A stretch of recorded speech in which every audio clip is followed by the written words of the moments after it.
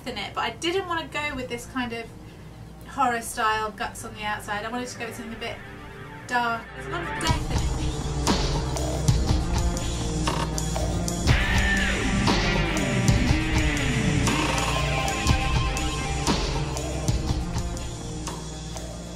I grew up liking primarily probably horror novels. Stephen King, obviously, everyone my age does.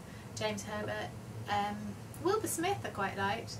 And lots of thrillers, I think. And then as I got older, Terry Pratchett. Variety of different fantasy books.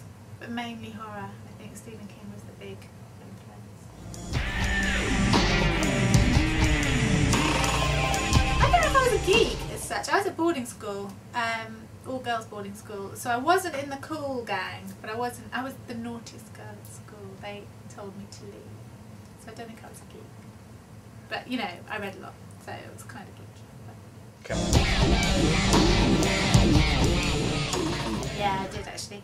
I think I wrote the first. I remember writing something when I was about 6 that was probably rubbish. But I did, yeah, I used to write a lot. I used to write a lot of stories. I remember starting a book when I was about 13 at boarding school, very much a rip-off of Logan's Run, and some of the sci-fi book that I'd been reading at the time, where they had to escape from a city.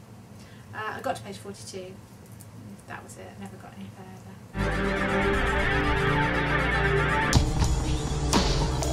It was quite, I do love horror, but I'd written 6 horror novels for a very, very straight horror publisher, and I really wanted to do something thrillery or crimey, but I liked the supernatural element, and I hadn't really realised you could do that until I read John Connolly and then Mike Marshall's The Intruders, and I thought, oh, you can have a crime novel or a thriller novel which has got some supernatural undertones.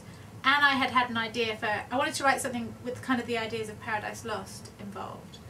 And actually Amount of Blood isn't that bloody.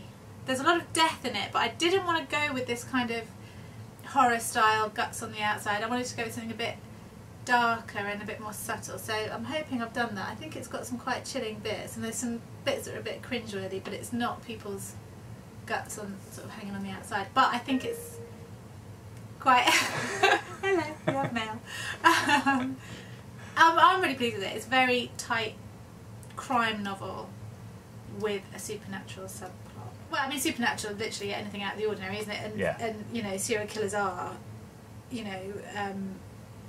hopefully not that ordinary.